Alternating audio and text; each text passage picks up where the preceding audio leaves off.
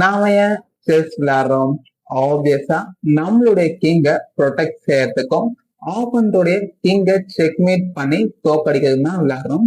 So chess வந்து ஸ்ட்ராட்டஜிக்கான game எல்லாமே இருக்குதா, ஓகேங்களா? பட் முக்கியமான கோர் ஐடியா என்னது? கிங்க பாதுகாக்கணும். இவ்வாறு இருக்கையில கிங் வந்து எவ்வாறு நகருவார்னு பாத்தீங்கன்னா, அனைத்து திசையிலையும் ஒரு மூவ் வந்து கிங்கால மேக் பண்ண முடியும். ஸோ என்ன லிமிடேஷன் பாத்தீங்கன்னா, குயின் வந்து நிறைய ஸ்கொயர்ஸ் அவங்கள மூவ் பண்ண முடியும்.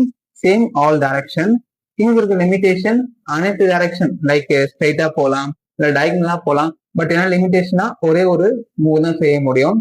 நான் ஒத்துக்கிறேன், குயின் தான் மோஸ்ட் ஸ்ட்ராங்கஸ்டான பீஸ் இந்த செஸ் போர்ட். இருப்பினும் மோஸ்ட் இம்பார்ட்டன்ட் பீஸ், அதாவது விலை மதிக்க முடியாத ஒரு பீஸ்னா அது வந்து கிங் தான். ஏன்னா ராஜாவை ப்ரொடெக்ட் செய்யறதுக்கு தான் சோல்ஜர்ஸ்ல இருந்து அவங்களோட என்டையர் ஆர்மி, குயின் எல்லாரும் வந்து செயல்படுறாங்க யூனிட்டியா. ஓகேங்களா? தேங்க்யூ.